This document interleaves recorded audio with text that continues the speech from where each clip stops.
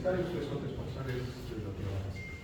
Dicho eso, vamos a empezar con la clase un poco genérica, se han visto sus sílabos, hablar de enfermedades infecciosas, y es básicamente hablar de una cantidad indeterminada de teorías posibles, probables, con presentaciones muy desde típicas hasta típicas, inusuales, etc.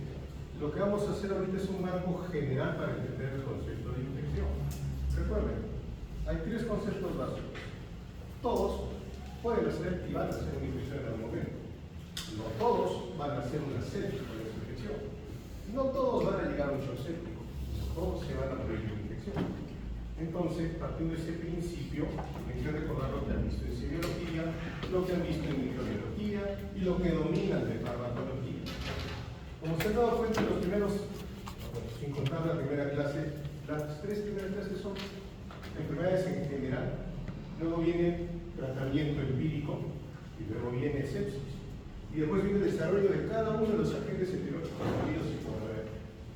Se ha hecho así por alguna forma para poder entender el concepto de enfermedad infecciosa y luego conocer las etiologías. Porque como se han dado cuenta los que han rotado en el hospital, una neumonía tiene muchas formas de presentarse. Una neumonía tiene muchas etiologías posibles, desde la más común hasta la menos frecuente. Y es en relación a eso que vamos a comenzar la clase. Como ustedes son un grupo muy dinámico, vamos a ver en qué están, en qué han aprendido en sus dos primeras prácticas, en sus clases teóricas y lo que arrastran en sus lindas mochilas de llevar. Para eso tenemos siempre un caso clínico ejemplo. Algún voluntario para leer el caso clínico si se puede ir. Si no lo leen, lo leo desde aquí.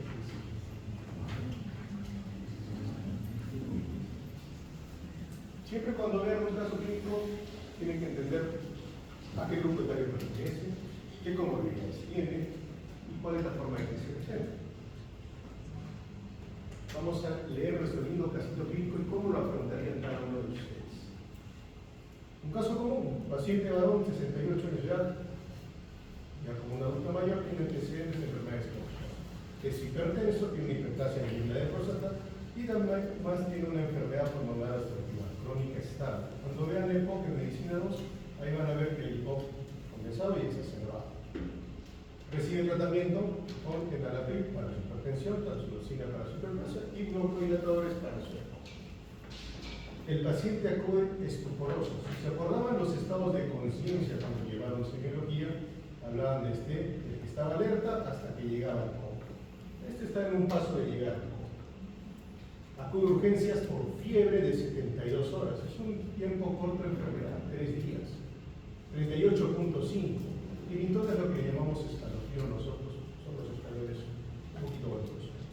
Hiporreactividad, motivo por el cual la análisis directa no es posible, o sea que han tenido que entrevistar a su esposa. Su mujer que acompaña comenta que en los días anteriores el paciente se despertaba, disuria, sin otros síntomas localizados. En la valoración inicial, triaje, cuando llega todo paciente de emergencia los que han rotado en el hospital, empiezan con un tópico de triaje.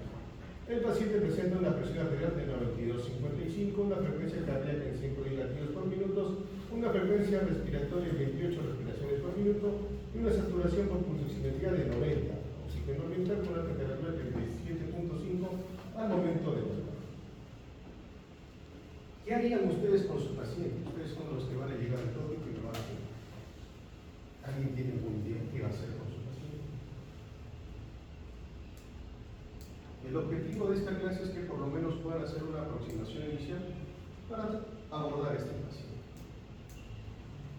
Y así.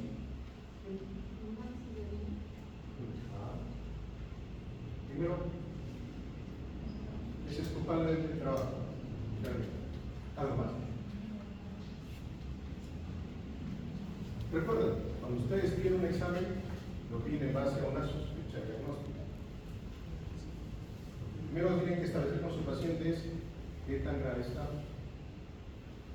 Por eso empieza con un triaje siempre. Si uno da cuenta cuando un paciente ingresa por emergencia, ingresa por triaje para establecer su gravedad. Dependiendo de su gravedad se establece su prioridad de admisión. Y dependiendo de su prioridad de admisión se decide dónde se va a atender este paciente. Si el paciente es una enfermedad 1, va a venir crítica, shock trauma. Es una prioridad. 2, 3, 4, pasa un tópico y dependiendo qué tan lejana es la prioridad, es su tiempo de espera para atender. Puede decir que la emergencia no atiende por orden de llegada, atiende por orden de prioridad. Quiere decir que si tú llegaste a las 5 de la mañana, te podemos atender a las 11 si eres una prioridad 4. Y si llegaste a las 11 y eres una prioridad 1, te vamos a atender en ese momento, no importa los que vengan antes. Es así como funciona una emergencia. Dicho sea de paso, lo primero que tenemos que analizar de este paciente son sus funciones. Ahí nos va a decir mucho qué tan descompensado está. Supongo que a estas alturas sí saben calcular la función arterial media. ¿Cuánto tiene función arterial media este paciente? 66.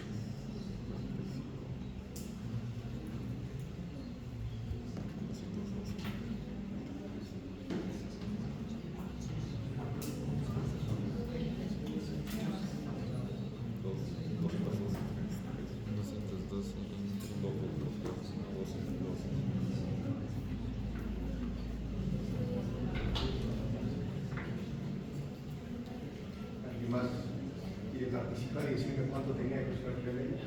77.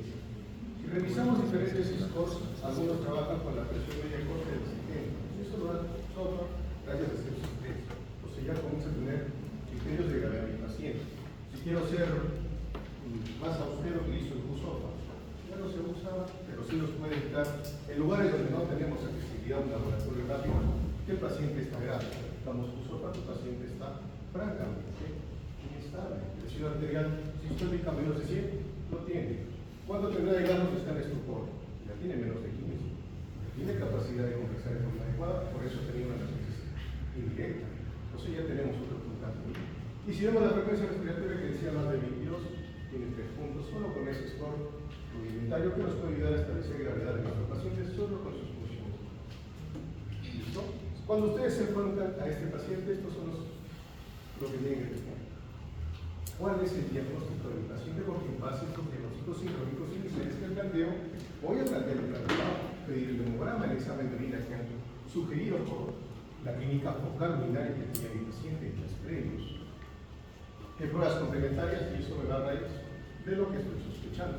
Todo lo que yo pido es en base a mis diagnósticos. Si yo sospecho un diagnóstico, voy a pedir un examen. Y eso tiene que estar en concordancia. Yo no puedo pedir un perfil tiroideo a un paciente que sospecha una infección urinaria. No tendría sentido. Hay que sospechar el proceso tiroideo, por lo menos establecerlo o descartarlo entre mis diagnósticos para que mi plan sea justificable. Y eso en base a los procesos de auditoría. ¿Cuál es la sospecha diagnóstica actual y el diagnóstico diferencial? Contrasto lo que estoy sospechando y qué me podría simular este proceso. ¿Cuál fue el procedimiento diagnóstico de certeza? ¿Cómo voy a diagnosticar finalmente a un paciente? Si pienso que es una infección urinaria, mi diagnóstico etiológico lo va a dar el agente causal de esta infección. Y para eso puedo utilizar diferentes ensayos. Y finalmente, ¿cuál sería el plan de tratamiento? Los pacientes van a ser dinámicos. Una vez que llegue un paciente con un proceso infeccioso, una vez que localizan el punto, el foco infeccioso a tratar, van a dar un tratamiento empírico en base a los gérmenes más frecuentes que afectan esta zona en particular. Por ejemplo, la vía urinaria, el germen más frecuente, está el COVID. Entonces voy a utilizar antimicrobianos que lleguen bien a la vía urinaria y que me cubran un COVID. Tengo una gran gama de esos tratamientos. Desde bioral hasta endovenosos, con antoninas, personas, algunos con mayor cantidad de resistencia. ¿Listo? Una vez que yo tenga mi resultado etiológico, si tengo por cultivo, puedo ver si mi germen es resistente o no, y tener un antibiograma y después de mí, decidir qué antibiótico voy a seguir. Escalarlo o desescalarlo. Recuerden, el tratamiento empírico es dirigido a los gérmenes más comunes, pero si ya tengo el diagnóstico del agente etiológico, puedo reducir para evitar resistencias bacterianas a los antibióticos. El tiempo de antibiótico cada vez es más corto. Ya se han visto en varios estudios que en promedio 5 días por infección comunitaria no complicada es lo más adecuado. ¿Qué vamos a tratar hoy día? Primero vamos a ver este mundo de las enfermedades infecciosas. Una pequeña introducción. Conocer nuestra microbiota. Recuerden, ustedes tienen una gran cantidad de microbiota. Básicamente ustedes son gérmenes. Pero hay que entender qué gérmenes hacen efectos beneficiosos con nosotros y cuáles no. ¿Cuáles son los que se pueden ubicar, por ejemplo, en la cavidad oral, cuáles son los que se encuentran en la parte intestinal, porque si yo tengo cultivos en estas zonas, pues tengo que ver si son comensales, si son patógenos o no, dependiendo del cuadro clínico del paciente. Vamos finalmente a ver cómo abordamos estos pacientes con sospecha de un proceso infeccioso. Vamos a hablar de los síndromes infecciosos más comunes. Un poco recordar el cuadro clínico que ya conoce, las pruebas diagnósticas que podemos hacer y un poco que nos pide Susidio. Vamos a hablar sobre endemias y epidemias, pero tenemos básicamente lo que sea. Y finalmente vamos a concluir con algunas cosas y alguna reflexión final para entender el concepto muy genérico del proceso de infección. ¿Listo? Empezando por nuestros enemigos. No todos van a ser enemigos, a veces tenemos enviados, y los microorganismos que vienen con nosotros crean funciones importantes, no solo de nutrición para nosotros, sino como inmunomoduladores también, y también nos protegen de varias cosas. Entonces recordemos, las enfermedades infecciosas han sido en muchos países y siguen siendo la causa más frecuente de mortalidad. Si analizamos a los diferentes países a nivel regional, vamos a ver que somos una zona de ingresos modestos, digamos moderados, no tan bajos como antes, pero seguimos teniendo problemas con enfermedades infecciosas. 9 millones de muertes son por alguna infección. Las más comunes, infecciones respiratorias, aumentaron un poco más con la pandemia, pero siguen siendo un problema hasta la actualidad. Diarreas infecciosas, la chiveta, tuberculosis, otros muy buenos clientes de la misma, malaria y sarampión siguen siendo las causas principales infecciosas en el mundo. 16% de todos los tumores malignos están asociados a una causa infecciosa. Cáncer de cervix, a virus papiloma humano. Helicobacter pylori, a cáncer gástrico, angioplastia, cáncer de esófago. Igual, tenemos linfomas, etcétera, virus de hepatitis para el hepatocarcinoma. O sea, los virus, las infecciones y las bacterias se van a asociar a problemas oncológicos. Para entender la mortalidad, la OMS siempre le gusta complicarse la existencia. Aquí tenemos por todos los que son grises están relacionados a procesos transmisibles. ¿Qué quiere decir? Infecciones. Y vamos desde los países pobres, menos pobres, hasta los que tienen gran cantidad de recursos. Y ahí vemos un cambio. Los que tienen gran cantidad de recursos, sus problemas son las enfermedades no transmisibles. Enfermedades crónicas. Stroke, infarto, problemas cardiovasculares, problemas pulmonares obstructivos. Pero los pacientes que tenemos, digamos, moderados ingresos o poquitos ingresos, todavía tenemos problemas con las enfermedades infecciosas. La tuberculosis y las enfermedades respiratorias superiores, cuando vino el enfermedad COVID, pues el COVID, como parte de las enfermedades respiratorias. Para nuestro país, lo último que programó la OMS para entender siguen siendo las enfermedades infecciosas un punto importante de mortalidad. Infecciones respiratorias bajas. Si ustedes se han dado cuenta, por lo menos mi grupo de práctica en estos 2 días, hemos visto cuántos pacientes con patología respiratoria. Todos. Todos venían por algún grado de proceso respiratorio. Tuberculosis, absceso pulmonar, neumonía complicada, neumonía típica. Esos son los casos que hemos visto en los últimos 2 días. Todos respiratorios, algo es. O sea, las infecciones respiratorias son frecuentes y tienen que saberlas manejar. Para nuestro país, bueno, las cosas ya no están muy bien. Por eso es que vemos muchos casos. Las infecciones respiratorias bajas, problemas pulmonares, son una causa importante, según lo último que nos ha programado la OMS. Entonces, tenemos que entender los conceptos. Nosotros somos microorganismos, tenemos muchos en nuestro cuerpo. Literal, tenemos más microorganismos que propias células. Entonces, tenemos que decir qué es microbiota y qué es microbioma. ¿Alguien sabe la diferencia? ¿Alguien se anima a dar un concepto? Están muy relacionados. Podríamos decir que son sinónimos. Podríamos preguntarle a ChatGPT qué es microbiota. La realidad es que uno nos dice cantidad de microorganismos que tenemos. Con nosotros es una microbiota. Hay diferentes microbiotas en nuestro cuerpo. Microbiomas hace referencia a la cantidad de material genético que tiene eso. ¿Listo? Para hacerlo a grandes rasgos. Entonces, nos vamos a centrar en la microbiota. El reservorio más importante de microorganismos en el cuerpo es la parte digestiva. Estamos integrados de microorganismos, todos con muchas buenas funciones para evitar el crecimiento de bacterias patógenas, para producir factores independientes, para producir inmunomodulación, para mejorar los destructivos, etc. ¿Listo? Entonces nosotros tenemos alrededor de 50 billones de bacterias, virus, hongos y arqueas que son componentes más de 100.000 especies distintas, más cantidad de bacterias que células en nuestro propio cuerpo. Y eso es característico de todas las formas de vida pluricelulares. ¿Listo? El reservorio más importante es el digestivo, pero tenemos más reservorios que tenemos que por lo menos recordar. ¿Listo? El conocimiento específico del sitio del microbiota autóctona puede facilitar la interpretación adecuada de resultados. Si yo voy a pedir un estudio de repente un cultivo de esputo, tengo que tener en cuenta cuáles son los gérmenes que están en la cavidad bucal, porque de repente puedo tener un resultado positivo y no ser de un patógeno, no me estoy ocasionando una neumonía. Recordar que el rendimiento para un cultivo de esputo para una neumonía está bastante bajo, aún con una muy buena muestra. Las enfermedades de todos los sistemas orgánicos se han relacionado con los cambios en la microbiota. En la parte del intestino grueso se ve, cuando el paciente recibe gran cantidad de antibióticos, hace un cuadro llamado diarrea postantibiótica y se debe a la proliferación de un germen que es Clostridium. Entonces, tengo que recordar que si yo cambio esta flora, voy a tener problemas de patología. Y eso lo van a ver mucho cuando vean gastro, enfermedad de Crohn, la parte de lo que es intestino irritable, tiene mucho que ver con su microbioma. ¿Listo? Resulta interesante el conocimiento de las posibles aplicaciones terapéuticas. Se ha estudiado y aún se sigue estudiando las microbiotas, sobre todo el intestino artificial más frecuente. Hay ejes de funcionamiento con la parte neuronal, el eje intestino, microbiota, cerebro. También hay funciones endocrinas que se están estudiando en relación a la microbiota que tenemos. Y el 93.5% de las bacterias de la microbiota humana pertenecen a estos elementos bacteroides, virtudes, actinobacterias y proteobacterias. Son las principales. ¿Listo? Entonces, nosotros tenemos diferentes relaciones con la enfermedad. Cuando nos beneficiamos, estamos en un evento de simbiosis. Yo me beneficio, él se beneficia, todos somos felices. Mutualismo, cuando hay beneficios, pero no es estrictamente necesario para yo sobrevivir.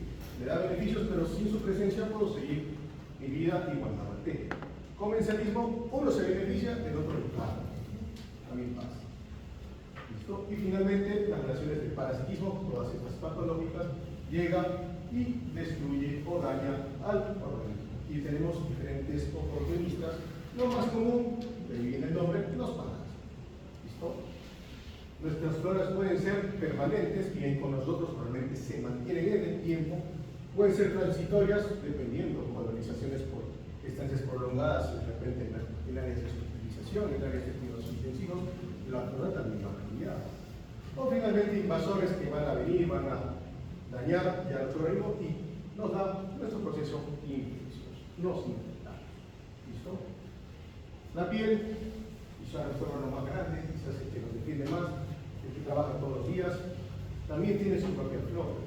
Desde los que tienen estas relaciones tipo mutualistas y comensales, hasta transitorios que van a estar en el tiempo que con un buen lavado se pueden ir, o los que pueden ser patógenos potenciales. Cuando ustedes tienen una infección de tejidos blandos, lo más frecuente es que uno de estos gérmenes haya pasado de la barrera de la piel hacia el tejido subcutáneo o hacia la dermis y produzca la infección.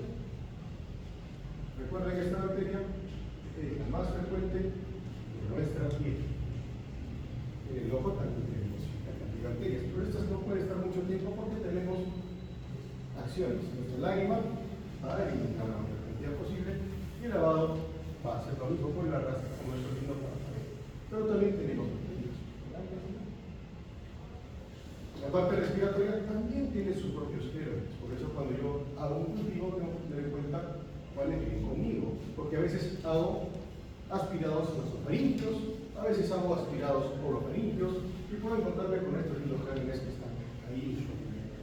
La parte respiratoria baja también puede encontrarse cierta cantidad de bacterias, pero no es lo más usual. Estas se han descrito en algunas revisiones. ¿Listo? ¿Cómo llegan estos gérmenes? Generalmente por microaspiraciones de la orofaringe. Y aquí, para la parte pulmonar. Sistema urinario, la orina por sí debería ser estéril, pero la parte inferior, la parte distal de la uretra, tiene gran carga de bacterias. Por eso generalmente la muestra que se recolecta es el chorro medio. Lo y cultivamos.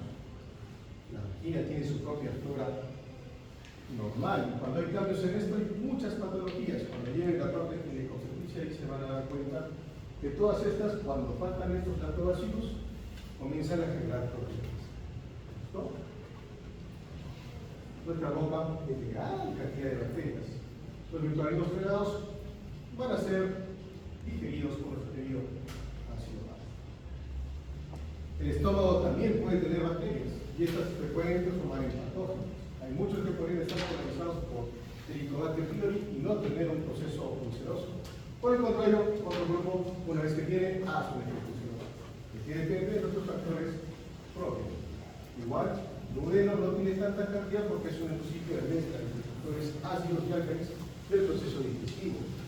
Y el yungo quizás la parte más importante del colon. Más de 300 especies, todas estas producen efectos beneficiosos siempre y cuando estén en una proporción adecuada. Si cualquiera de estas bacterias cambian el número de la población, pueden transformarse en un patógeno. ¿No? ¿Cómo vamos a desarrollar un proceso infeccioso? Primero, tiene que llegar a un microorganismo donde no debe estar. Entra. Tiene que adherir a nuestras paredes, a nuestras mucosas, a nuestras células y finalmente iniciar su producción de multiplicación. Y vamos a tener un proceso infeccioso. Este proceso infeccioso, dependiendo de nosotros, o depende del organismo que tenga ciertos factores de patogenia, de virulencia, etcétera, puede desarrollar un proceso de colonización. Se queda con nosotros, pero no produce enfermedad, pero sí se multiplica. Entra en una infección lenta latente, que en el tiempo puede estar años sin producir sintomatología, pero tenemos esta enfermedad. Se ve mucho con tuberculosis, sobre todo en centros no endémicos, la tuberculosis latina. Y finalmente ya entra una infección, comienza a proliferar y comienza a producir daño. Es una infección propiamente dicha. Puede ser localizada o puede generalizarse, digamos, en sepsis, en bacteriemia zooséptica y monovirus. Entonces son los caminos para un paciente que ingresa a un proceso infeccioso. Nuestras propias respuestas inmunes pueden frenar el proceso infeccioso una vez detectado el problema. Si tenemos una buena capacidad, podemos eliminar nuestro proceso infeccioso. Por eso todos estamos expuestos a gran cantidad de microorganismos y si tenemos un buen sistema inmune, ninguno se riesgo de una infección. ¿No? Ahora, cada paciente es diferente y va a ser un mundo. Entonces, ¿qué van a hacer ustedes con sus pacientes? Esa es la primera pregunta que se tiene que hacer. Generalmente vamos a dividir en tres fases. La que más les gusta, la historia clínica, la primera parte, la entrevista. Sacar los datos más importantes de la análisis de su paciente. ¿Qué datos consideran importantes en un paciente que tenga sospecha de un proceso infeccioso? ¿Qué datos preguntan? ¿Qué se les ocurre? Fiebre, cómo se comporta, qué más.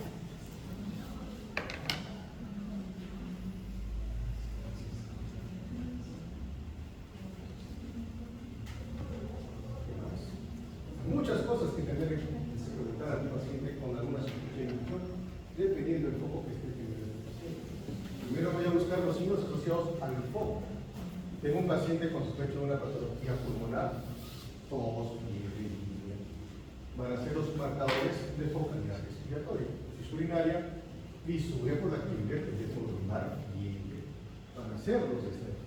Tengo un problema digestivo intestinal, de cocina líquida, como con sangre, fiebre, se va a hacer sospechar de enfermedad de infección.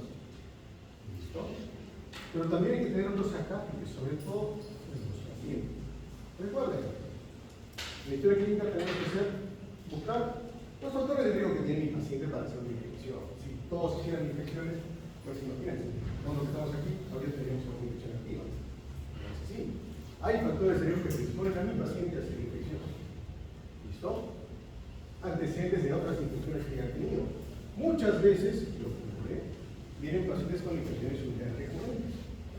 Han recibido múltiples regímenes antibióticos y el problema no es que sea una infección bacteriana, sino una micobacteria.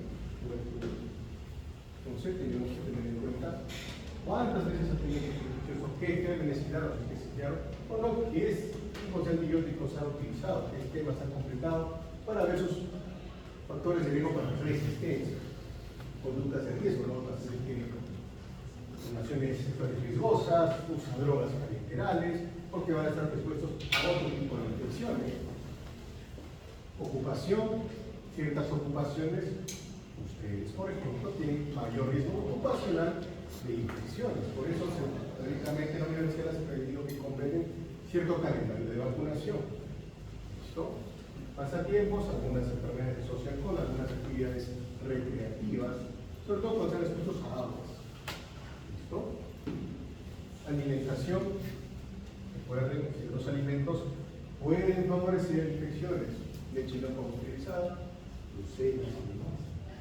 Animales, tanto mascotas, o animales silvestres, o animales que no deberían estar, porque los roedores se van a asociar a otro tipo de infecciones. Viajes. El Perú tiene muchas enfermedades epidémicas por zonas.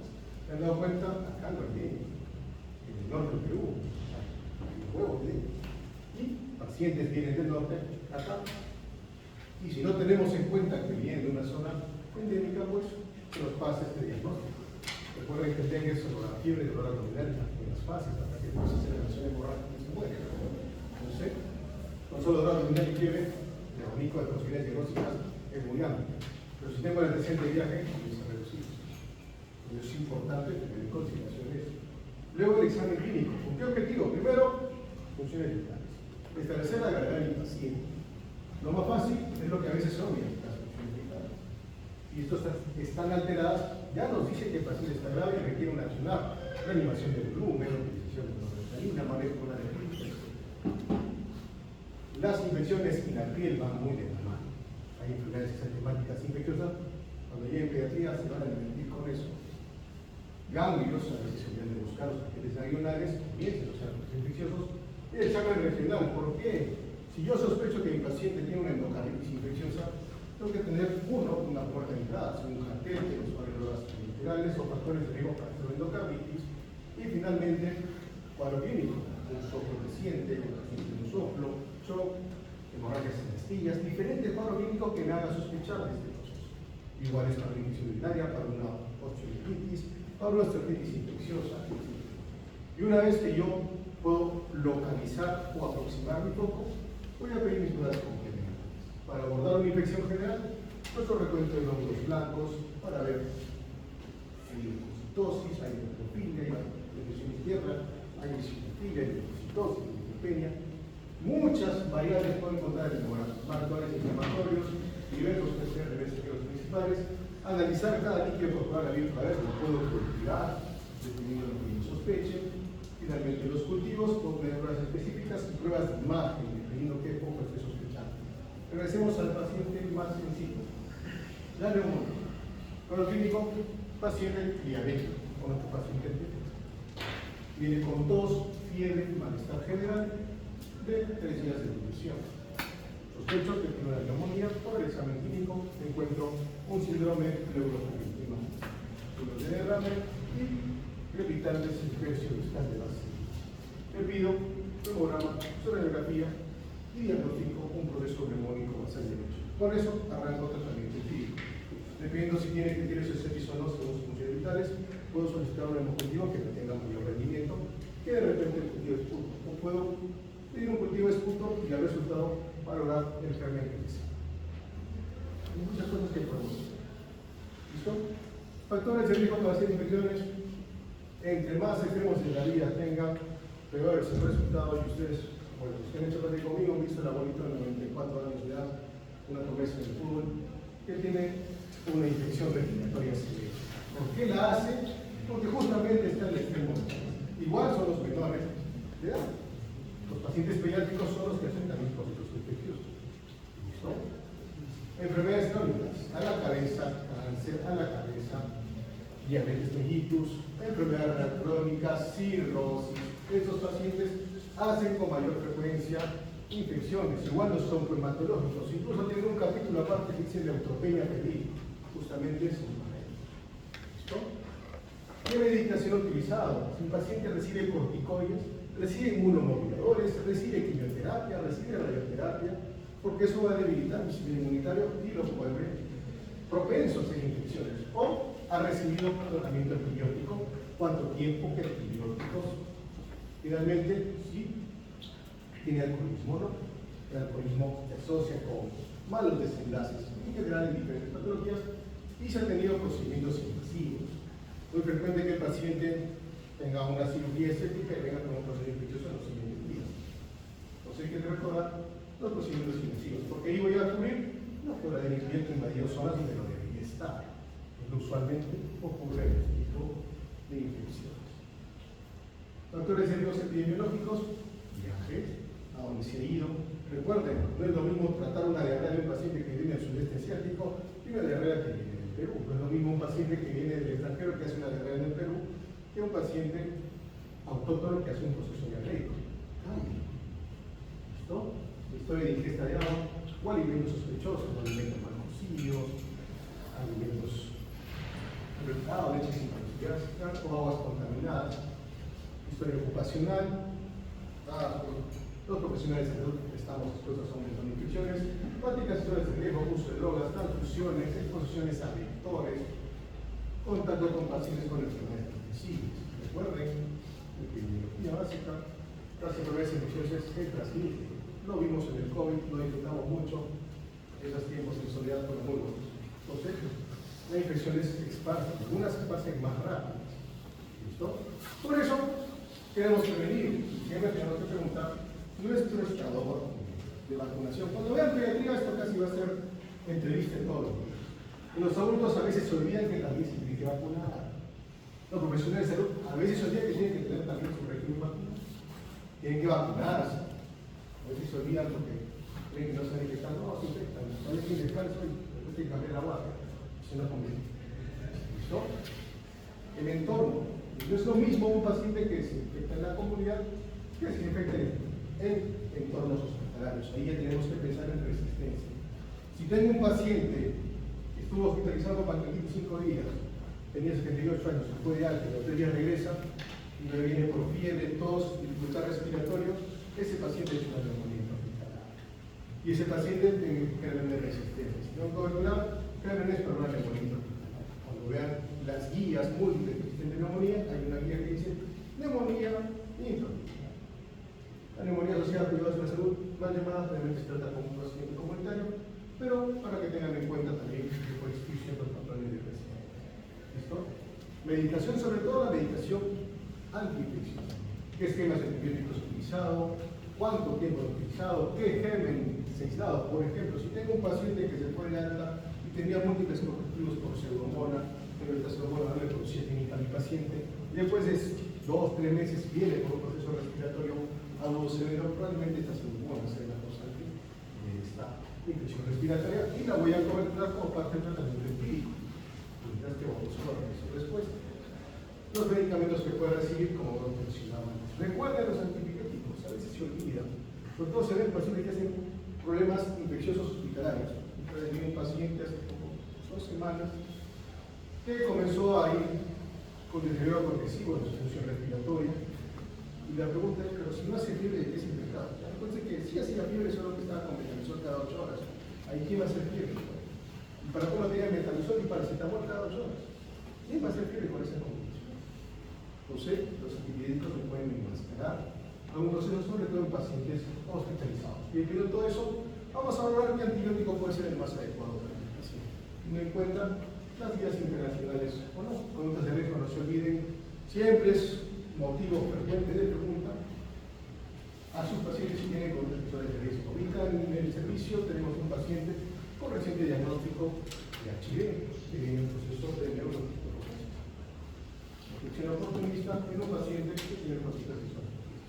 Uso de drogas parenterales, siempre, usuario de droga parenteral que gana reconocer que droga. Y finalmente, exposición, piscinas, se acuerdan de las amebas. Son con agua estancada, que producían los problemas de evidencia cerebral. Importante en esos antecedentes, otros que también se han encontrado y se han descrito para que lo conozcan. Todo lo que comemos también podemos enfermarnos por lo que comemos. Hay diferentes formas de vida que podemos contagiarnos por lo que podemos utilizar. Nosotros somos un país de mariscos, pues también nos podemos infectar por esa zona. Una intoxicación alimentaria banal que se va a autolimitar hasta un proceso infeccioso severo Inclusive, pues, recuerdo cuando era residente, que vi un paciente que se murió por un anticucho. Un anticucho, no sabemos qué cantidad que tenga veneno, hizo un shock séptico total con ovulación intraocular centrada. Su nariz se le cruzó, en 2 días se cruzó. Cuando toman, recuerden dónde comen, por favor, para poder hacer el cerco que el ojo. Entonces, a veces parece que de la nada un paciente se puede ir. Entonces, hay casos anecdóticos. No es usual, la mayoría hace una diarrea hasta 3 días que no se puede reír y al 4º día está feliz. Y aquí todavía está jugando fútbol. Uno en 1 millón tiene esta presentación con población intraocular residual. Eso es lo que ocurre en las fases finales de un shock séptico. ¿No? Nosotros, miren todo lo que tenemos, solo por ser, ya tenemos un patólogo para tuberculosis resistente. Solo por ser personal de salud. No voy a decir la cantidad de internos que se han infectado de tuberculosis, así que no se olviden utilizar sus respiradoras, muchachos, por lo menos una buena mascarilla, una de 95, una de 95, 3 MC50. Hepatitis, supongo que ya todos están vacunados con hepatitis B. Es mucho más probable que te infectes de hepatitis por una lesión pulsoconstante que por HIV. Y el HIV no resiste tanto en el ambiente como la hepatitis por su vacunación. Si por ahora ustedes tuvieron un accidente pulsoconstante con un paciente con HIV, aún así con profilaxis podrían tener un riesgo mucho menor de contagiarse. Siempre y cuando complique, no dejen de complicarse, que tienen un accidente pulsoconstante, como estudiantes, como internos, como residentes, como profesionales, comuniquen. ¿Listo? Se queden callados, a veces de por sí cuestión de respiratorias. La cantidad de virus respiratorios que hay. Hay momentos en los que la influenza es un problema para nuestro hospital. El COVID, quiere decir, un brote hace poco de lo que era, ¿cómo se llama este? Virus incisional respiratorio. Entonces también produce efectos. La ganadería se asocia con infecciones alérgicas y la leche sin pasteurizar, a otras infecciones también. Los factores funerarios con la tuberculosis. Los animales, los perritos que pueden comprar la rabia, siempre y cuando estén bien vacunados, u otros que a sus propios esfuerzos. Los gatos, clásico la pregunta, paciente que tiene enfermedad de la gato, que está responsable. Los roedores con la leptospira, los conejos con la tuberemia, igual, cada vez se toma la toxina con lo que es la antidosis. Para que vean la cantidad de enfermedades emergentes y infecciosas que existen en el mundo. Este mapita tan bonito nos dice todo lo que actualmente estamos. El rojo, todos los que tienen cierto potencial de transmisibilidad son las nuevas emergencias. Si luego la glicemina, eso sí va a ser. En el Perú tenemos también nuestras propias enfermedades endémicas, tenemos una linda norma de enfermedades metancélicas y zoonóticas asociadas a vectores, lo que tienen, lo que es mareo, lo que es Mario, lo que es Chagas, incluso zona que reporta Chagas. No es tan frecuente, porque usualmente no produce síntomas en la fase aguda, lo vemos cuando el paciente ya pasó la factura, cuando terminó todo su estado en el pueblo, cuando él se jubiló, cuando él se retiró los 5 meses, terminó con paro. Viene, hacemos un estudio y tiene un colon dilatado, un corazón grande, un esófago y ya tenemos el proceso crónico. Entonces, hay que recordar. Recuerden, si su paciente, hay momentos en que los fenómenos climatológicos hacen que todo el norte del Perú se llene de dengue. Eso son todos. Las conductas que sean en la selva, sus fuentes son endémicas. Pero eso cambia porque nuestro Perú es muy volátil y versátil. Hay otras enfermedades. Hace poco hubo un caso de rabia, que fue en 2019 en Arequipa. Estuve por ahí, ¿sí? Y ese paciente se pudo haber detectado, venía de uno, no se le dio el tratamiento adecuado en su debido tiempo, y si empieza la rabia, pues ya generalmente son muy anecdóticos lo que sobrevienen a ese. ¿Listo? Para que vean todo lo que puede ocurrir sobre todo en su país. Por eso los antecedentes de viajes dentro del interior del país son preguntas importantes, sobre todo cuando hagamos una fiebre exantemática, una fiebre con ictericia, que viene de la selva, pues una malaria. ¿Listo? Partiendo del examen clínico. Por algo son funciones vitales. Entonces no se olviden siempre empezar con sus funciones vitales. La fiebre para la mayoría, mayor o igual a 3.3, fiebre central. ¿Eso sacado de quién? de todas las revisiones de fiebre de origen desconocido. ¿Listo?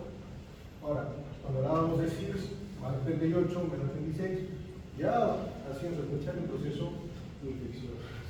Frecuencia cardíaca, lo usual que nuestro corazón responda cuando tenemos fiebre, que aumente nuestro latido de 15 a 20 pulsaciones por minuto. ¿Qué quiere decir? Que si yo tengo una frecuencia cardíaca basada entre 70, 80, si mi temperatura sube 2 grados, mi frecuencia también tiene que subir esa cantidad de latidos.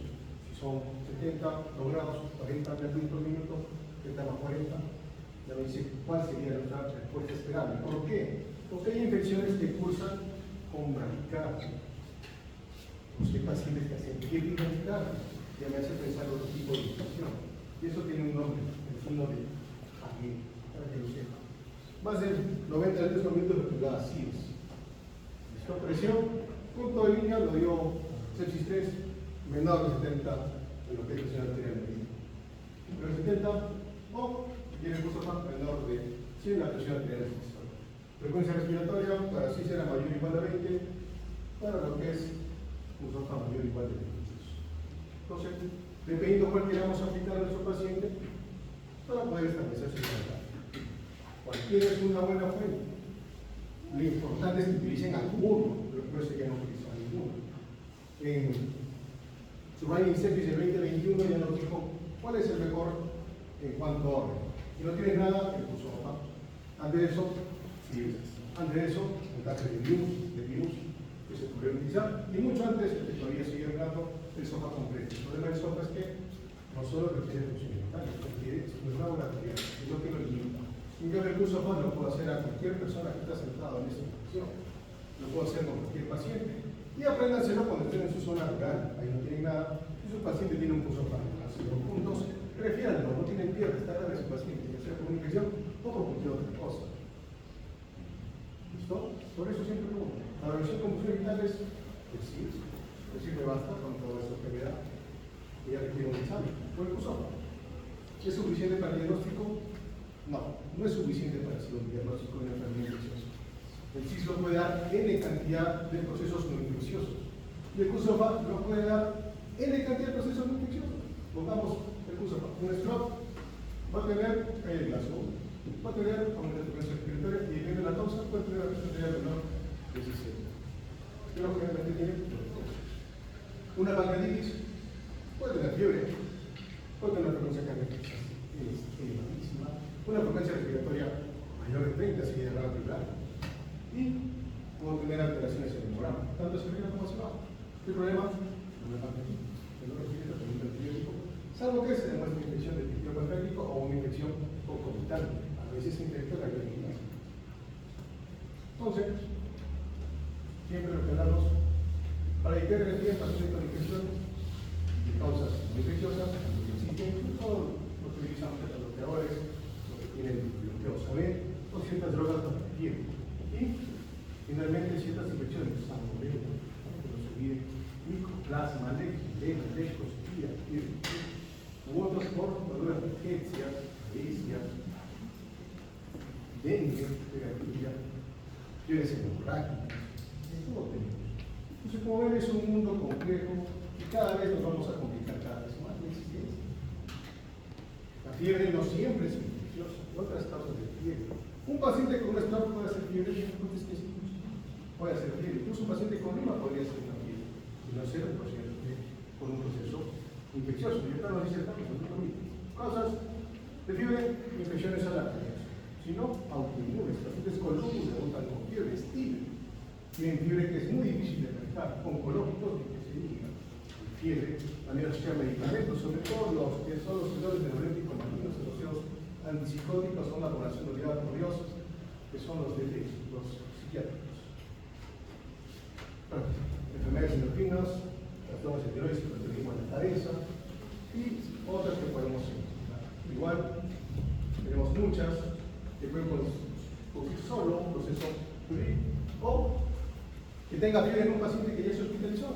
También hay causas muy infecciosas de fiebre en pacientes que están hospitalizados, fiebre respiratoria, infecciosa, que tengan primera respiración, que tengan un proceso pulmonar, la absorción de grandes hematomas que hay otros producir fiebre, por el politrauma, no es que esté infectado, procesos de sistema respiratorio agudo, infeccioso, el respiratorio es una respuesta inflamatoria pulmonar a una gran cantidad de procesos. Una pancreatitis puede desencadenar un problema respiratorio agudo.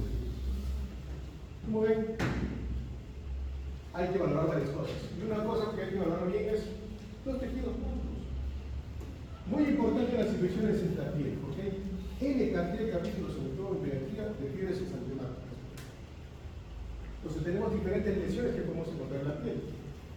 Desde exantemas, temas, tenemos los máculos oculares, todos que podemos encontrar que se pueden presentar esto, sarampión. Siempre estamos abiertos a los brotes epidemiológicos de sarampión. De 2 años hubo un nuevo brote en Chile, tuvimos a ver porque somos zonas de frontera, rubiola, el HIV también creo que está en el trabajo. Vesiculares, herpes zóster, herpes simple, varicela, petequias, dengue puede dar procesos de también, tifus, procesos de población intravascular diseminada, por meningococo, eritematosos por escarlatina.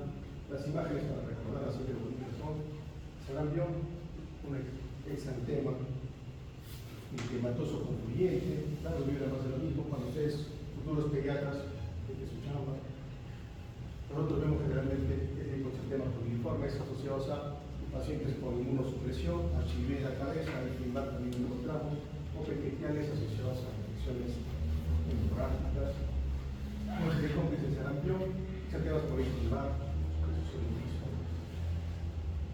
la varicela de las lesiones tipo vesiculares, y estas también se pueden infectar, el tejido plano tipo impético.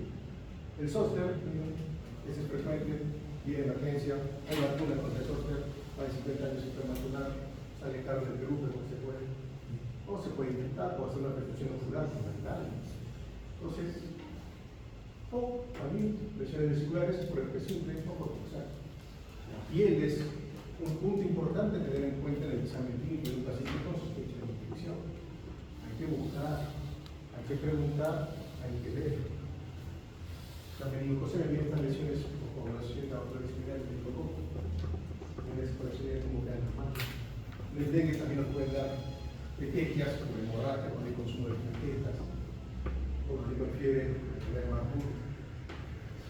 Lyme, de meritema, un meritema bien marcado por algún proceso infeccioso. También tenemos reacción tipo coliforme, que es un larvina, como la larva hace una reacción dérmica ahí bien dibujada. Las escalas, los pacientes con tifus, incluso la parte inicial del carbón nos da una escala negruzca. O tenemos los chancros en el Pacífico, un chancro blanco, sentidos de la sífilis primaria. Tenemos múltiples formas de presentar. Tenemos que recordar examinar la piel. A veces los pacientes que están hospitalizados en centros febriles porque se infectan, si están postrados se infectan en unas zonas y no se ven, que son las úlceras por presión, a veces se olvidan de darle vuelta a su paciente. Revisen la espalda, muchachos. El paciente no se le frente, tiene un lado B también que queda. Se recuerda. ¿Por qué? A veces esto pasa. Bonito, esquemático, en vivo. Esto ya es un paciente en riesgo. Si no se está, es porque se está moviendo. Ya, despacelo, esto ya se puede comenzar a infectar. La O3, la vemos componente profundo. Esto ya es una desgracia, grado 4, de tejidos musculares, inclusive óseos, que se pueden ver, y aquí comienza a secretar pus, y comienza a infectarse, y este paciente por esto hace. Sí. Más profundo cada vez, hay necrosis, o finalmente una escala. Esto es intersticial, probablemente por dentro, todo eso hay que consumir. Tienes que abrir ese tejido para ver la extensión real de esta escala. Entonces, no se olviden, uno, de indicar cuando dan su tratamiento de enfermería, por favor, muevan al paciente cada 2 horas si es posible, cada hora ideal, para familiar, muévanlo, coloquen zonas rodetes para evitar las zonas de presión más frecuentes, sacro, nuca, glúteos, como dice escala. Cuando ustedes lleguen a emergencias en internos, zonas suspectas, van a ver abuelitos plaquéticos, la familia los deja y de muebles. Cuando le das la vuelta encuentras todas estas escalas a veces por haber, pero todas así. Y que hagan eso sin movilización, sin ayuda de la familia, es inviable. El paciente se mueve de la infección de estos tejidos. Entonces, también son motivos de infección. No se olvide ictericia y fiebre, es una combinación para buscar. Ictericia, fiebre, dolor abdominal, pues sí, el problema para bloquear la mayoría de los casos. También tenemos las hepatitis. Y nuestro examen regional. ¿Cuál es el objetivo del examen regional? Si no tenemos ningún problema alérgico, no encontramos nada en la piel, hay que buscar el foco. Y eso lo vamos a ver en la aproximación. En el análisis, si el paciente viene por molestias urinarias, voy a buscar si yo tengo una pielonefritis. Si mi paciente tiene una pielonefritis, yo tengo un foco que voy a tomar muestras, un objetivo, un examen completo de un seguimiento para hacer mi aproximación de dosis inicial y buscar la etiología de mi infección, igual para la parte respiratoria, igual para la parte muscular, para la parte cardíaca, para la parte ocular, para la parte psíquico, etc. Por eso existen los grandes síndromes infecciosos. Cuando ustedes hablan de su jarra y su tan bonito que lo tienen como almohada, tiene un lindo capítulo antes de todo el desarrollo de los agentes biológicos que dice síndromes infecciosos. Lo que tiene objetivo es que encuentres que todas las infecciones a veces tienen un punto de partida común, es el cuadro clínico. Muchos agentes biológicos pueden compartir un cuadro clínico, y esos son los síndromes infecciosos. Los primeros médicos son más característicos: celulitis y erisipela. ¿En qué se diferencian? ¿Por qué tienen algún nivel? ¿Por qué no son iguales?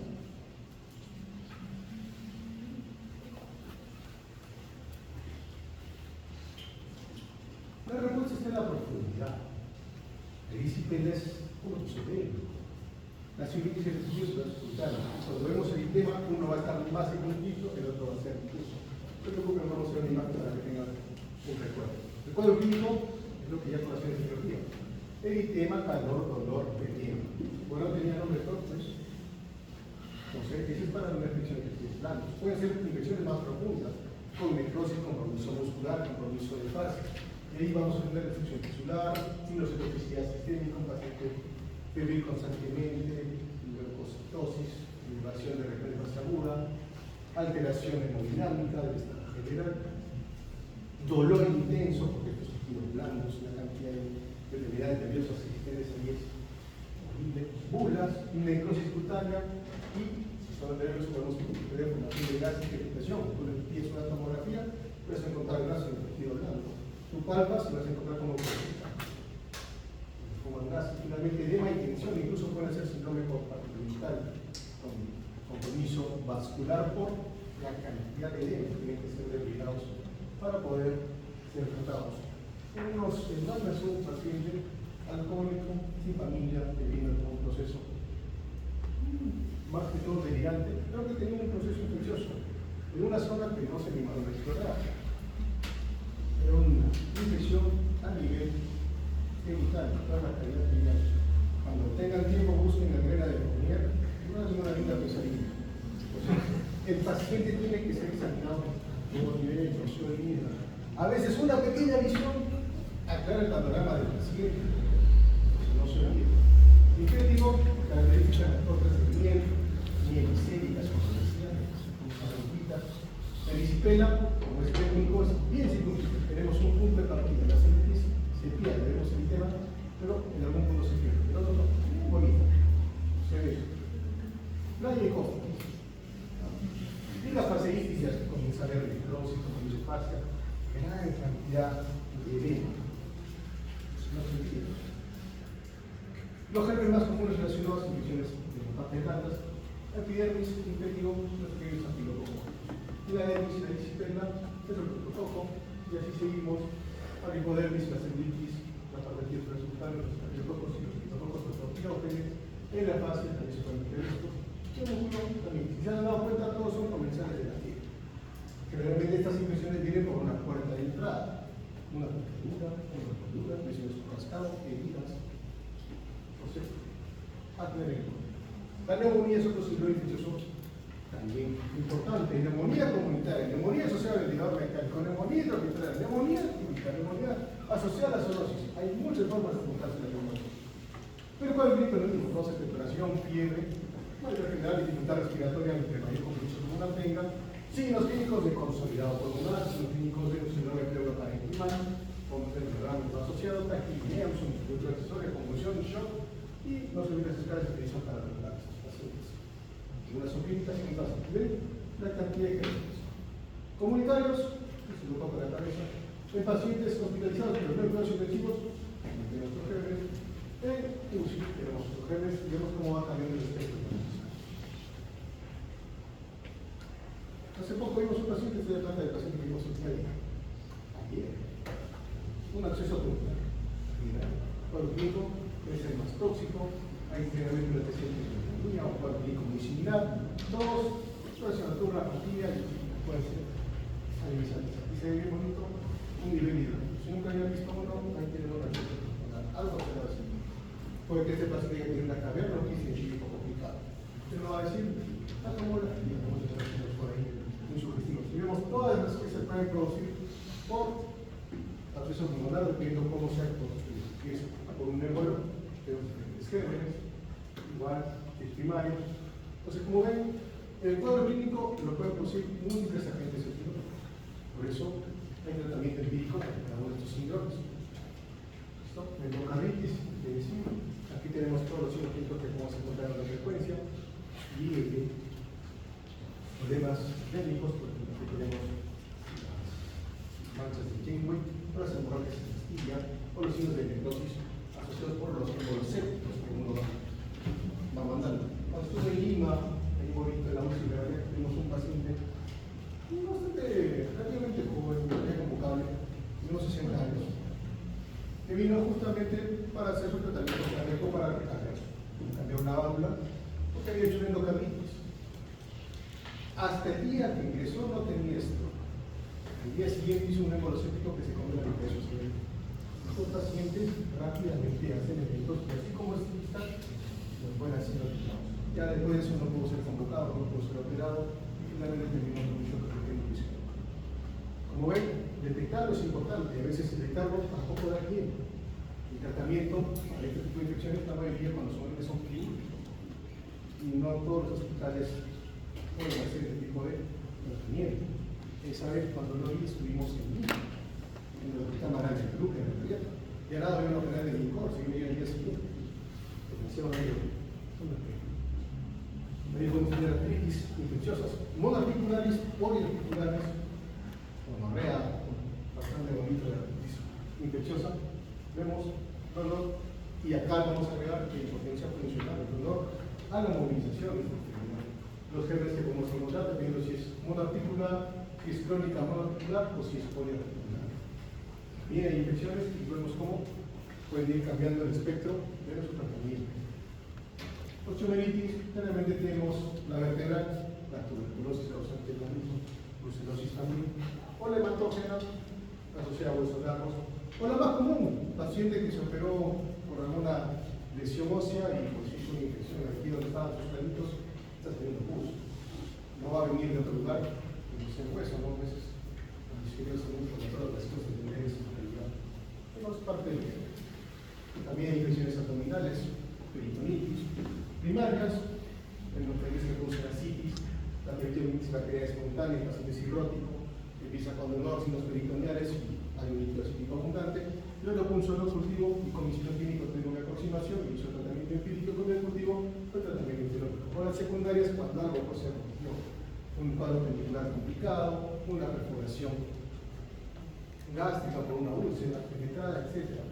Aquí vamos a ver un evento desencadenante. El proceso gástrico por una úlcera abierta, cuando en un cuadro péptico, con dolorulente, relacionado con los alimentos, hasta que finalmente hace un proceso pendicular. Un cuadro pendicular empieza con dolor más referido, con nuestro dolor de dolor epigástrico, que finalmente migra por cileca derecha en el tiempo y que si no se opera en el debido tiempo, pues se va a perder.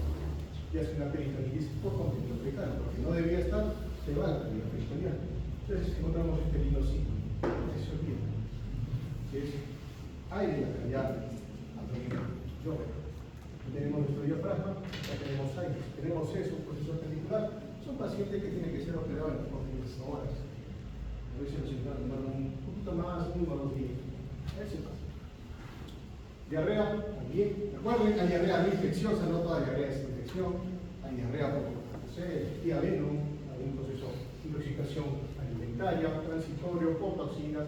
Así como llegan, la diarrea hace que se dañe y el cuerpo sobre todo mejora. Pero también hay criterios para poder tener una diarrea infecciosa. obviamente la fiebre persistente, la diarrea que persiste en el tiempo, no va a ser sospechar del mismo. Importante, las deposiciones líquidas con antecedentes, hay moco, hay sangre, para ver si son de la parte clínica o no. La deshidratación creo que van a tener que manejar, esos pacientes con más de infección. Y el dolor abdominal, náuseas y vómitos que pueden estar, y no se olviden de viajes. La diarrea de viajero solo es un capítulo único en las diferentes vías que existen a nivel hospital, ¿no? El paciente viene de Perú, lo que dice acá, todos los genes que podemos encontrar con cada una de las patologías. Infecciones urinarias, tenemos la bacteria sintomática, que solo se trata de qué paciente es una bacteria sintomática. Pregunta de examen de gramo, ¿qué paciente se puede tratar bacteria sintomática?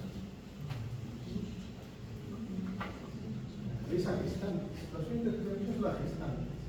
Porque las bacterias sintomáticas se asocian a otros, a antobacterias, entonces por eso está. Y es un paciente con una bacteria sintomática anémica. No vamos a tratarnos, por eso no todo seguimiento patológico es una infección. Tiene que haber un cuadro clínico del paciente. Tiene que tener síntomas urinarios o por lo menos síntomas generales. Fiebre, leucocitosis, la final, tensión hemodinámica y el foco para yo sospechar la infección. Si solo veo exámenes, favorezco la resistencia bacteriana. La cistitis que tiene generalmente disuria, polifluria, urgencia miccional, no siempre acompañada de fiebre, pero sí la pielonefritis con escalofríos, fiebre, náusea, dolor lumbar, inclusive acompañado de síntomas de cistitis. Los diferentes gérmenes, la E. coli en la cabeza, que es el punto en primer lugar, la E. coli también es un problema. Las meningitis, no se olviden, la mirada clásica se pregunta, paciente con fiebre de dolor de cabeza y rigidez es una meningitis hasta que no le haga la punción lumbar y lo pueda demostrar. Y con la punción lumbar, sobre todo con el citoquímico, puede aproximar si es un proceso bacteriano, proceso viral o proceso tuberculoso. Y con la tinta china, que es un criptococo. Y eso lo puedo saber en 2 horas. Entonces, cuando ustedes sean internos, o revisen, reclamen los exámenes, a veces viene el neurólogo, y después de 2 días viene y la punción lumbar resulta. Y tenemos ahí un quinto criptococos, haciendo estragos en el cerebro del paciente. Se pierde bien. Y el tratamiento de polillas tóxicos nos queda 2 días perdidos. No conviene. Otros, alteración de nivel de conciencia, náuseas, vómitos, fotofobia. Otros, una situación meningia, impulsisti, no se olviden, descarguitos en neurología y convulsiones. También se pueden dar como procesos de una misma.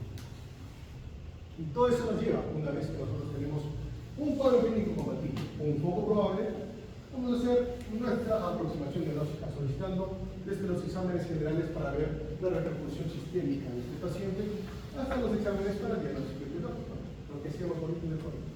Todo el mundo una prueba cualquiera, todo el mundo supera molecular. Entonces, ¿cuál es el objetivo?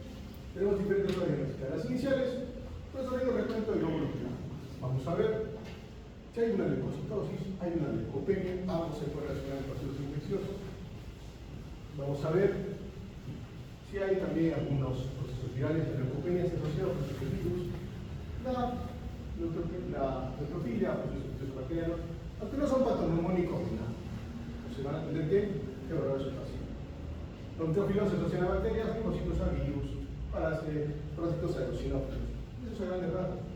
Pero también tenemos pacientes que hacen hiperosinofilas no infecciosas. Usualmente los descartamos en nuestro estudio de parásitos, no vamos a encontrar. Y finalmente, marcadores inflamatorios. BCG, PCR. ¿Más útil? PCR. El PCR es mucho más útil y si le hago un seguimiento día 1 de inicio y día 3 puedo ver si el paciente está evolucionando satisfactoriamente o no con ese marcador. Un marcador inflamatorio que dice que hicieron causas, por ejemplo, pancreatitis, un marcador renal. ¿Listo? Recuerden, porque existen alteraciones en neutrófilos que no son infecciosas. No toda leucocitosis es infecciosa. Hay otras causas que se pueden presentar. Desde primarias que no tengo la causa idiopática crónica, pero el paciente siempre tiene leucocitosis, pero no hay nada infeccioso. Crónico, asociado al frío, SWIT, o secundarias, lo más común, lo que queremos ver, lo que estamos viendo ahora. De hiperfitosis, estrés, fármacos o casos de neutropenias muy diferentes.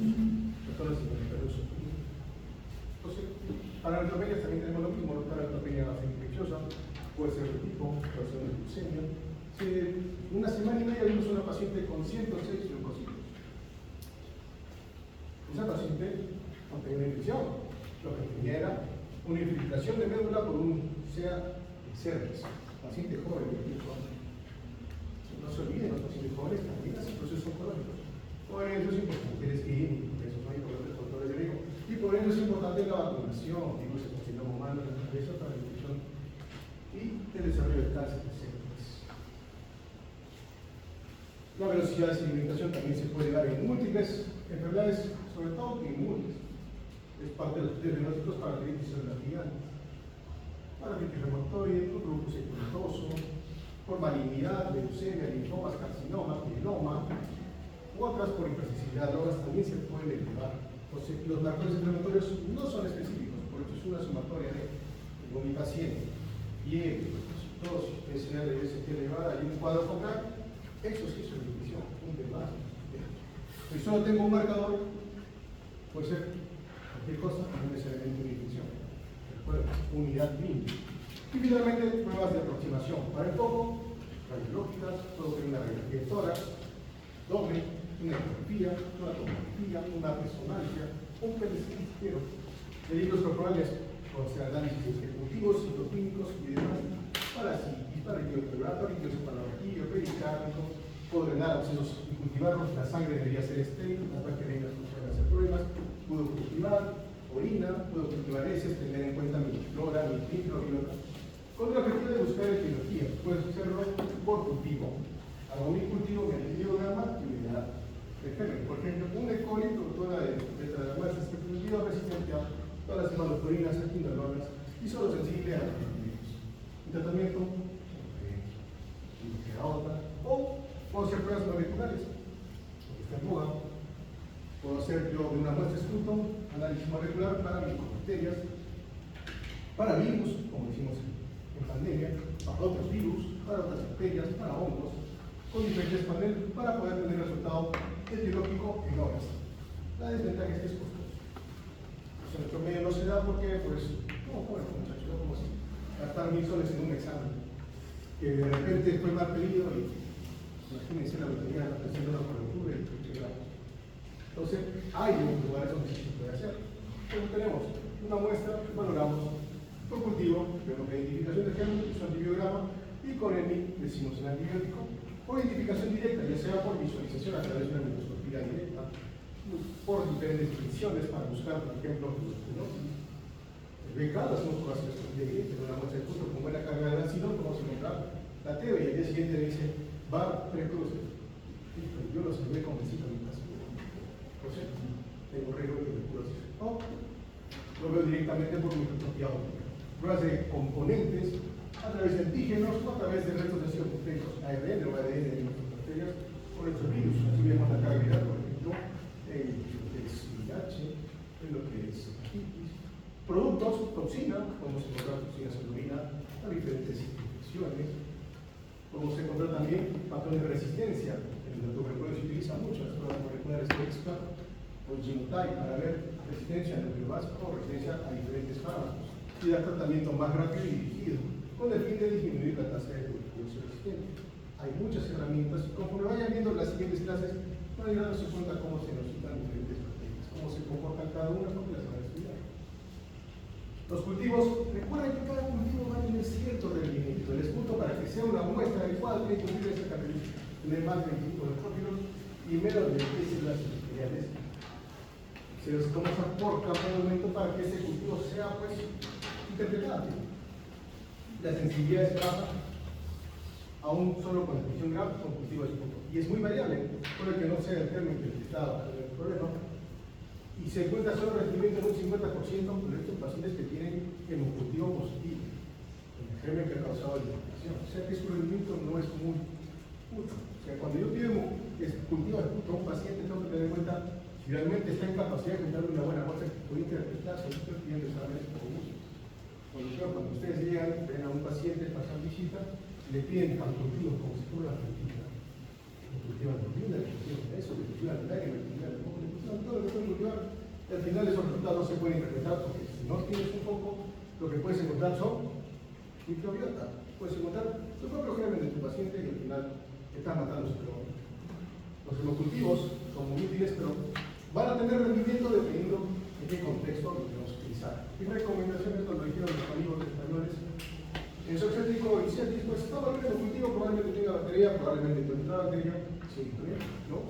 Y Si tienes alto riesgo de bacteriemia, hemocultivos, siempre puedes tener alto riesgo de bacteriemia, pero parece que tienen infecciones musculares, si tienen, por ejemplo, dispositivos médicos, los centrales, los que tengan endocarditis, los que tengan tromboflebitis séptica, esos pacientes pueden tener bacteriemia, otros, infecciones supraarticulares, osteomielitis, espondilocitis, abscesos epidurales, atitis séptica, meningitis, meningococcella, por ejemplo, va a ser bacteriemia, el meningococo. En pacientes con riesgo intermedio, valoramos el necesario hemocultivo.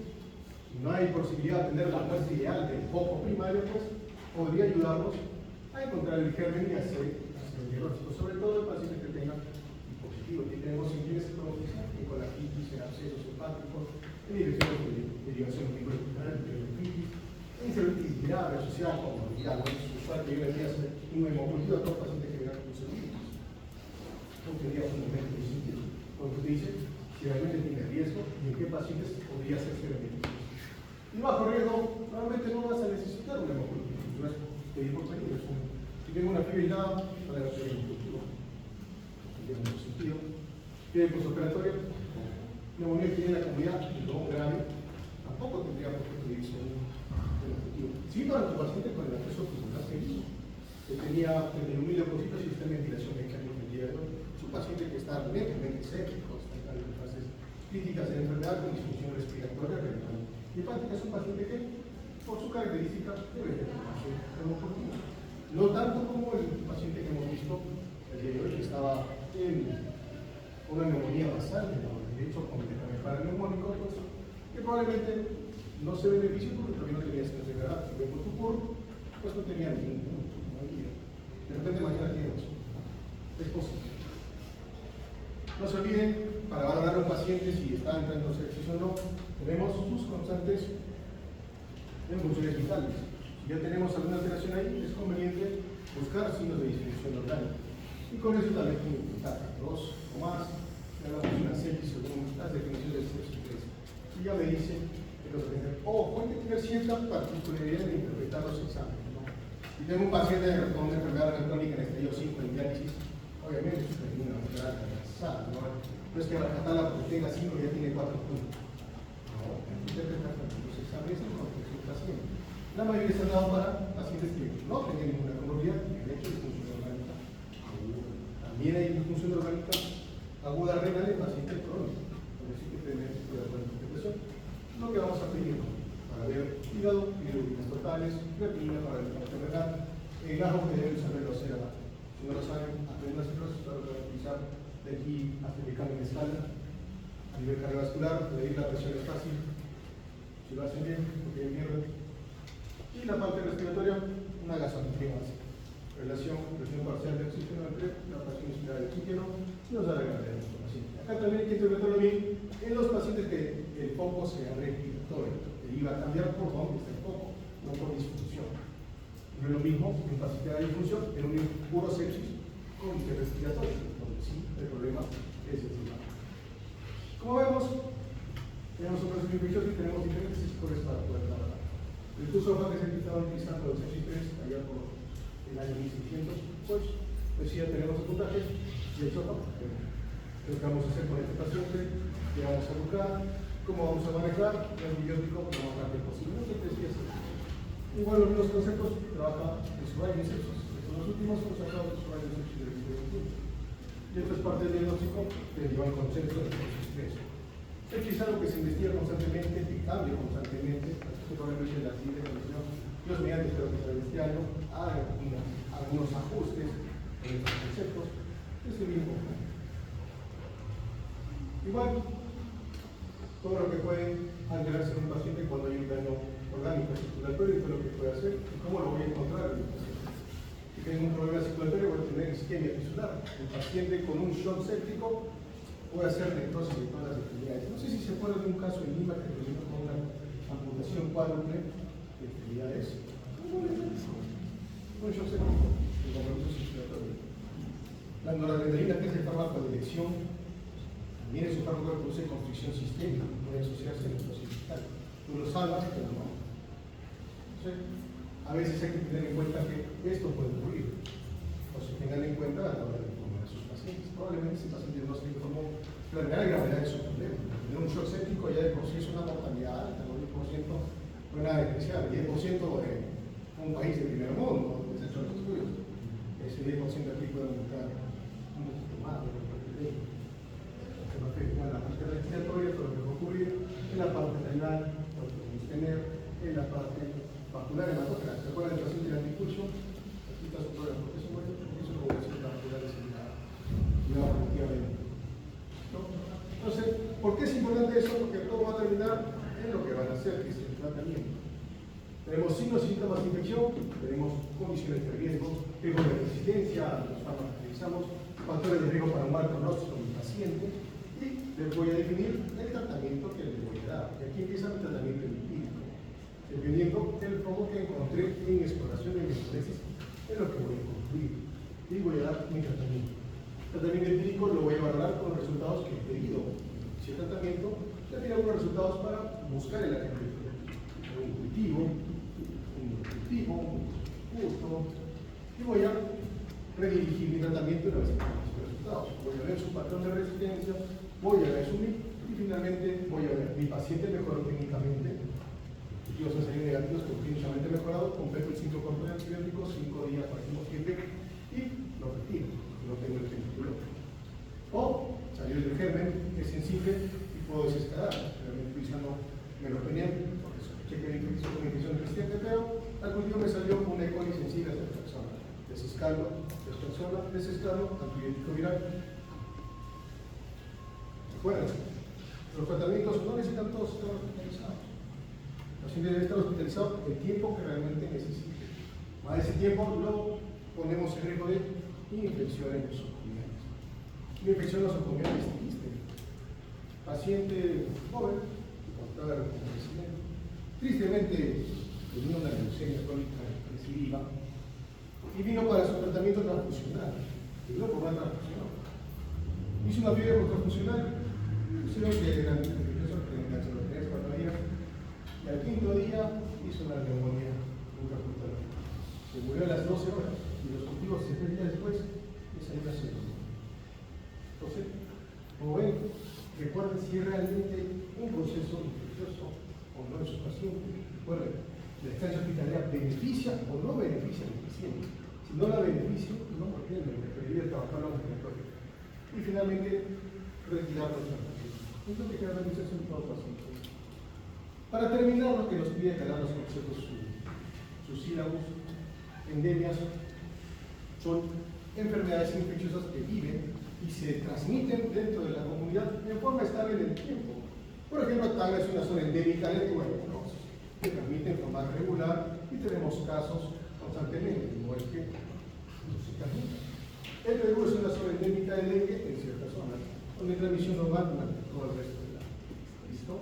Diferente cuando hay una epidemia, donde aumenta esta tasa de infecciones, aumenta en el tiempo y hay transmisión intracomunitaria. Y es punto de sospecha generalmente para hacer un cerco epidemiológico. Lo que ocurrió con la pandemia en China, donde trataron los casos de proceso respiratorio viral, trataron de declarar el germen, no se logró y, bueno, fueron 2 años y 3 meses. Llegamos a pandemia. Hay un aumento, pero hay cierta característica, no tiene que estar afectado en más de los continentes y tiene que haber transmisión en esas zonas. Por ejemplo, cuando llegó el primer caso en Perú, pues no podíamos ir, éramos transmisores de la enfermedad, hasta que se demostró que había transmisión comunitaria y entramos en la siempre van a haber pandemias, tenemos que estar preparados. Nunca lo estuvimos para esta y para la siguiente tampoco vamos a estar. La inversión de salud es pobre, el hospital tiene 70 años, ya está para jubilarse y sigue funcionando. El otro hospital, yo vine a trabajar a esta ciudad del 2017, vine a residencia y me dijeron, doctor, usted va a trabajar en el hospital y ahora sigo trabajando. Cuando el hospital quiere ir, doctor, quédese. Y seguimos en ello. Entonces, es una realidad que va a haber otra pandemia. Eso es de vuelta a quedar. La pregunta es cuándo y si estamos preparados. Esta ya nos demostró que nadie estaba preparado, ni los países con mayor poder adquisitivo estaban preparados para la magnitud de esta pandemia. Y ya hemos tenido antes otras. Y esta no ha sido tan catastrófica como la gripe española, por ejemplo. No ha sido tan catastrófica como otras. que han habido en la historia de la humanidad. No sé, cuando ustedes sean ministros de salud, están en salud, recuerden, en sus clases de salud pública, ¿no? La cantidad de médicos por población, hay un porcentaje, traten de aplicarlo según cuánta población tiene cada, cuántos hospitales de cuántas camas hospitales de haber, cuántas camas UCI. Lo más catastrófico de la pandemia, digamos en clase de COVID cada uno de ellos, es justamente que no teníamos camas UCI. Entonces, este hospital, antes de la pandemia, tenía 3 camas UCI. 3 para toda la población italia que no tenga seguro social. Y teníamos 3 camas en shock trauma que podemos utilizar para la ventilación mecánica. Porque hay ventiladores. O sea, 6 camas con ventiladores total. Cuando llegó el COVID y comenzó a haber transmisión de la ciudad, esta cantidad de pacientes graves comenzó a subir rápidamente. Y la cantidad de camas UCI no se va a aperturar tan rápido. Profesionales que sepan manejar ventilador no son muchos los que sepan manejar ventilador. Y ahí pues se tuvo que capacitar a todo el mundo. Aprendes a manejar ventilador, porque aprendes a manejar ventilador. Si no funciona ya, vas a decir de consulta y te enseñan a setear o comprar y lo dejarán programado y si ya, porque no había más forma. Entonces, eso ya nos demostró lo catastrófico. Y ahí llega la línea triste, ¿no? La priorización. Tú priorizas en base a comodidades. La priorización ya está establecida, no es que el colega se va a inventar a qué familiar le da la cama. Sí, como todos en un país de la región, sí hubo malos lejos, pero la mayoría se prioriza en base a comodidades. Y aún en época de no pandemia, las camas UCI se priorizan en base a probabilidad de recuperación. Por eso cuando ustedes lleven la parte de cuidados críticos, van a ver prioridad. Prioridad 1. ¿Quién es una prioridad 1? Mujer gestante, prioridad 1.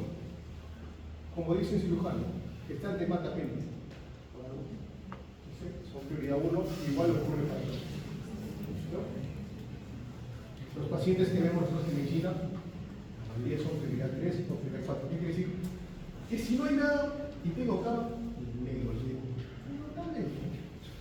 Lo más común puede ser, se queda con nosotros tratando de salir de la forma más difícil. Pacientes salen, es un paciente no sale, no ocurre, pero tú no puedes decir quién o no va a ser. Los doctores te dicen una estimación que puede ser real o no. Hay casos, ¿no? Un paciente te dijeron no va a salir y a los 3 días llamó al intensivista toxis y a los 3 días regresó del principio del caso. Entonces, para terminar nuestro cuadro clínico, para recordarlo, esto es lo que tenemos que hacer. Nuestro paciente tiene un proceso séptico, está en su fase inicial, el costo familiar que tengamos como de alerta, el poco probable, el urinario, lalisuria, tenía su componente respiratorio, podría ser relacionado al EPOC, sí, pero la saturación era esperable para un paciente con un EPOC crónico, pero podría considerarse diferencial. Por eso en esta parte del plan debería estar una radiografía para el paciente.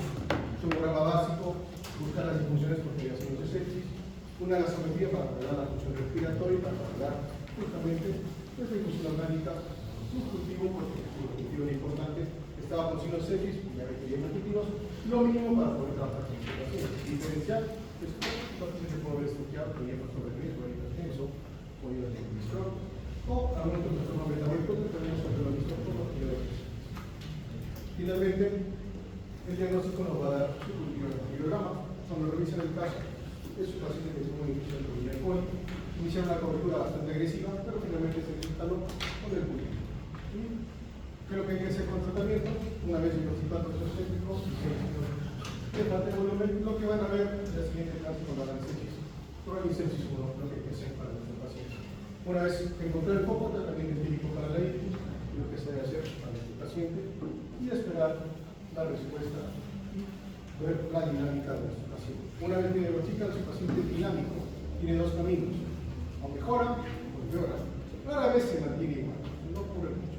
Entonces tienen que, ¿cuál es el objetivo de su paciente? Pues controlar. Tienen que estar atentos en ese sentido. No es que en el tratamiento y me olvido del paciente hasta que se termine mi turno, y regreso a la teoría es que con ese paciente ventilador mecánico.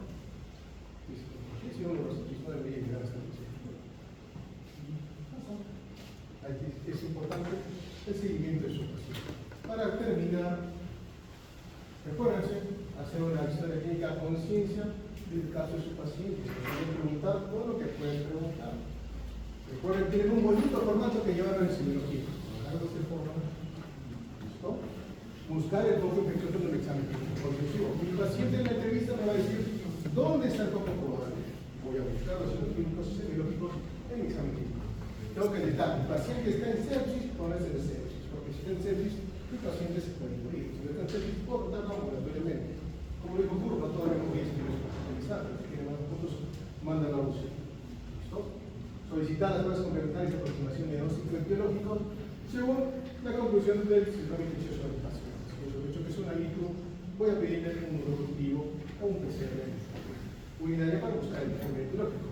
Considere diferenciales de ser preciso.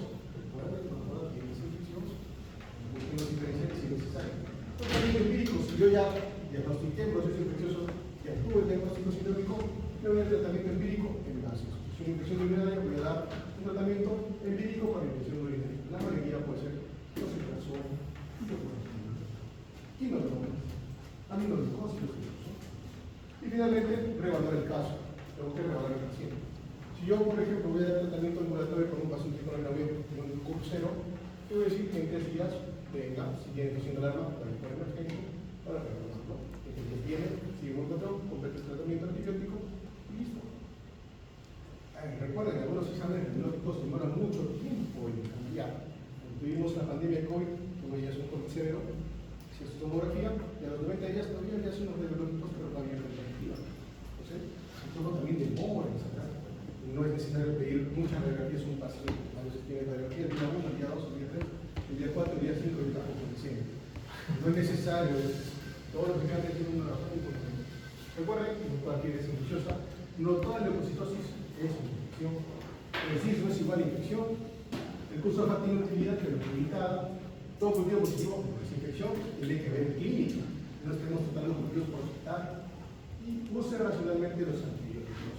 Recuerden, la siguiente pandemia catastrófica puede ser con un virus o una bacteria resistente. Y ahí, el lado de híbrida, que da ese julio,